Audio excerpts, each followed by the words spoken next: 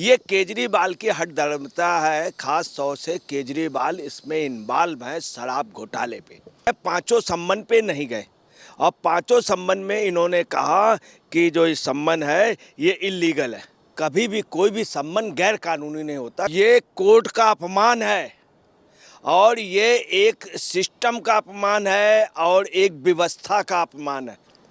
और ईडी ने जो वो एप्लीकेशन दी है उसमें हीरिंग जो है वो 7 फरवरी को पड़ी है। अब आपको पता है 7 फरवरी के बाद इनकी ऑटोमेटिकली अरेस्टिंग हो जाएगी।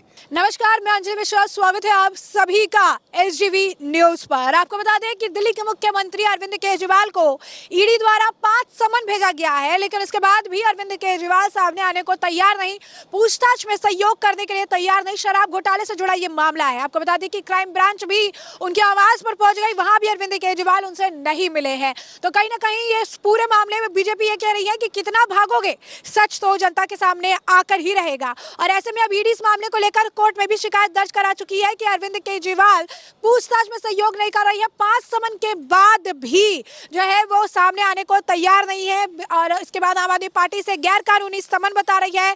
तो बीजेपी इस मामले को लेकर अरविंद केजरीवाल को घेरती नजर आ रही है। और इस पूरे मामले पे चर्चा के लिए मौजूद है हमारे साथ वरिष्ठ पत्रकार अजय पत्रकार जी। सर, आपका स्वागत है हमारे चैनल में। खुद को कट्टर ईमानदार कहते हैं कोई घोटाला नहीं हुआ, तो 5 समन के बाद भी नहीं जा रही है कि ईडी को अब जाकर कोर्ट में शिकायत दर्ज जो है बकायदा की करवाई गई है कि अरविंद केजरीवाल जो है 5 समन के बाद भी सामने पेश नहीं हो रहे। क्या कहेंगे आप?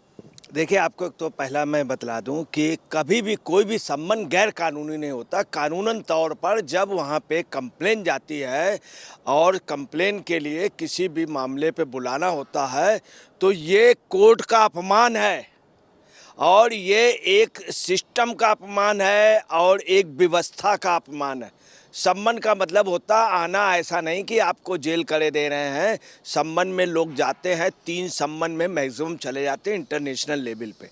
ये केजरीवाल की हठधर्मिता है, खास तौर से केजरीवाल इसमें इन्वॉल्व हैं शराब घोटाले पे इन्वॉल्व है। ये जानबूझ के अब है क्या कि इनको 5 सम्मन भेजे गए, पाँचों सम्मन पे नहीं गए और पाँचों सम्मन में इन्होंने कहा कि जो ये सम्मन है ये इलीगल है। जबकि इलीगल ये नहीं कह सकते, टोटली लीगल है। अब आपको बता रहे हैं जब 5-5 सम्मन हुए तो ईडी की मजबूरी हुई। ईडी ने जा कर के राउज एवेन्यू कोर्ट में स्पेशल मजिस्ट्रेट मैडम मेहरोत्रा जी के कोर्ट में जा कर के एक एप्लीकेशन दी और ईडी ने जो वो एप्लीकेशन दी है उसमें हीरिंग जो है वो 7 फरवरी को पड़ी है। देखिए, मैं आपको बता दूं, ऐसे उसमें क्या है कि वैसे चाहे तो डायरेक्ट ईडी अरेस्ट कर सकती, सीबीआई भी अरेस्ट कर सकती थी और अभी इनको जो विधायक वाले उस पे है भेजा गया है उस पे भी क्राइम ब्रांच भी अरेस्ट कर सकती, मगर तब भी इनका एक सम्मान किया जा रहा है कि एक चीफ मिनिस्टर है, परंतु ये सम्मान से ये सम्मान लायक नहीं। एडिशनल चीफ मेट्रोपॉलिटन मजिस्ट्रेट दिया मेहरोत्रा जी के सामने जब ये पेश किया गया तो वो भी बड़े उस पर आ गए, तो उन्होंने तुरंत ही 7 फरवरी को डेट दी है। अब आपको पता है 7 फरवरी के बाद इनकी ऑटोमेटिकली अरेस्टिंग हो जाएगी। मगर एक व्यक्ति इतना बेशर्म होगा तो ये एक बहुत बड़ी बात। आपको बता रहे हैं इनको जो ये 5वां सम्मन दिया गया ये बुधवार को दिया गया था। इनको फ्राइडे को हाजिर होना था, परंतु ये हाजिर नहीं हुए, उल्टा जा कर के धरने प्रदर्शन करते रहे। जानबूझ के इन्होंने दिल्ली में एक बहुत बड़ा प्रदर्शन किया कि उस दिन कहीं अरेस्ट ना कर लें हमको, इस कारण इन्होंने प्रदर्शन किया। और कहाँ? बीजेपी के कार्यालय में। तो इनका था कि बीजेपी के कार्यालय में जाके अरेस्ट हो जाएंगे तो ये हो जाएगा बीजेपी। देखिए कितना आदमी माइंडेड है कि बीजेपी के कार्यालय में जा कर के वहाँ आगे ईडी ने पकड़ लिया तो हम कहेंगे बीजेपी वालों ने पकड़ लिया। और इनके शब्द इतने टेक्निकल, इतने लिमिटेड हैं, जैसे संजय सिंह क्या पढ़ा, एक कौड़ी भी बराबर नहीं हुई। अरे अब कौड़ी कहीं होता ही नहीं, कैश नहीं होता, इतना बड़ा। बोले अगर घोटाला किया तो रुपया कहाँ है? हमारे पास रुपया नहीं है, दिखाइए हमारे पास रुपया। तो रुपया तो खर्च हो जाता। आजकल लोग समझदार हैं। दूसरा आपको बताना है कि ये 5वें सम्मन में भी ये नहीं गए। इसके पहले 4था सम्मन इनको 18 को दिया गया था, जनवरी 18 को इनको अपीयर होने के लिए कहा गया था। उसमें आप साहब गोवा चले गए।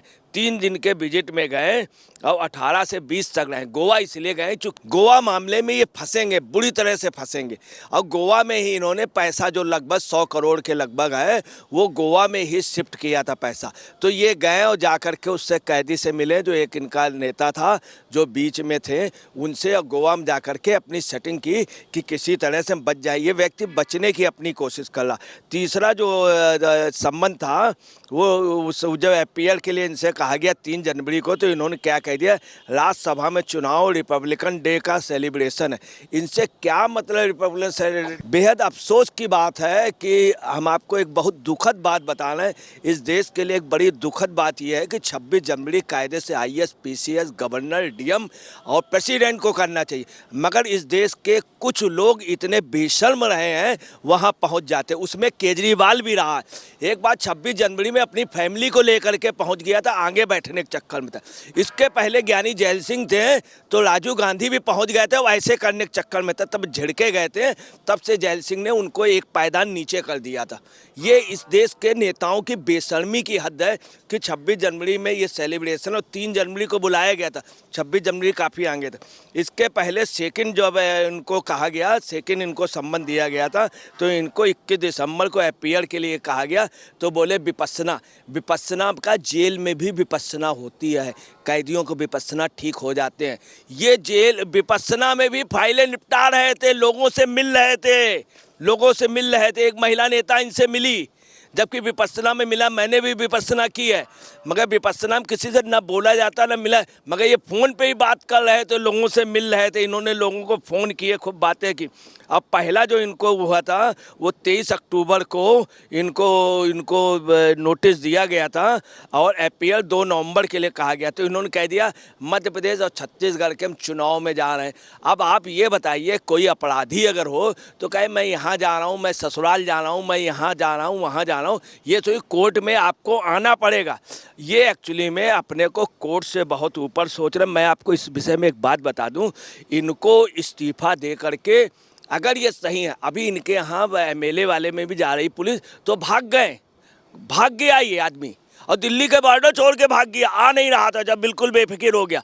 आज मार्लेना जी क्या वो भी भाग गई। आपको बताना ये भगोड़ा है और छिप गया। इसका मतलब डर क्यों रहे हो? तुम डरो मत, अगर तुम मुख्यमंत्री थे डरो न। इस शख्स का क्या है, हम आपको बताना, ये भस्मासुर की इसके हाथ में लकीर है। ये पूरी पार्टी को भस्म कर देगा, पूरी पार्टी को। मैं आपको एक सेकेंड एक बात और बता दूं, यही गलती बोफोर्स में दलाली के में राजीव गांधी, बोफोर्स दलाली में राजीव गांधी अगर उस समय रिजाइन कर देते भाई साहब, तो दोबारा सत्ता, उसके बाद सत्ता में नहीं आ पाए। राजीव गांधी ने, जैल सिंह ने भी इनको इंडिकेट किया, BP सिंह ने कहा तुमने दलाली खाई है, आरिफ मोहम्मद खान ने कहा तुमने दलाली खाई है, अरुण नेहरू ने कहा कि तुम दलाल हो, बोफोर्स के दलाली। अगर राजीव गांधी उसमें इस्तीफा दे करके चुनाव लड़ जाते हैं तो जीत के आते। ये गलती की थी, इंदिरा गांधी ने ही गलती की थी सन 75 में, जिस समय ऑनरेबल जस्टिस जगमोहन सिन्हा ने डिसीजन दिया, अगर रिजाइन करके चुनाव करा देते तो जीत के। उसके बाद राजीव गांधी कभी नहीं आ पाए, सत्ता से बिल्कुल कई पायदान नीचे उतर गए। ये गलती, यही गलती लालू ने की थी, जयललिता ने की थी, सोरेन ने की। सोरेन का देखिए, जब सोरेन का हुआ मुख्यमंत्री थे, उन्होंने देखा कि अब हम फंस जाएंगे, वास्तव में प्रूफ मिल गए, लोग सब जान गए, रुपया मेरे यहाँ से, तो उन्होंने रिजाइन कर दिया और जेल चले गए। ये भी इनको रिजाइन कर दें और रिजाइन करके जेल चले जाएं, मगर ऐसा ना करें अपनी बीबी को या उसको, वो घर के किसी मेंबर को या राघव चड्ढा को, इन लोगों को बना दे, किसी ज़मीनी व्यक्ति को बनाएं। अगर इन्होंने ऐसा नहीं किया तो मैं आपको बता रहा है, कहना नहीं चाहिए। अगर निरंकुश होता है नेता, शहंशाह तानाशाह बनता है, तो मैं आपको बता रहा हूँ जनता उसको के उतार देती है। यही रूस में जार का हुआ था। तो जैसा कि आपने अजय पत्रकार जी को सुना, उन्होंने साफ तौर पर कहा है कि अरविंद केजरीवाल जो है इस मामले में आरोपी तो है, इसी वजह से ईडी के सामने पेश होने से वो बचते नजर आ रहे हैं। लेकिन वो समय भी दूर नहीं जब अरविंद केजरीवाल को उनके किए गए घोटालों का जवाब जो है जनता के सामने देना पड़ेगा। ऐसे में अब इस खबर से जुड़ी अपडेट्स हम आपको अपडेट रखेंगे। फिलहाल के लिए आपने चर्चा पूरी सुनी है, इस पर आपकी भी जो राय हो हमें कॉमेंट सेक्शन में कॉमेंट करके जरूर बताइएगा। धन्यवाद।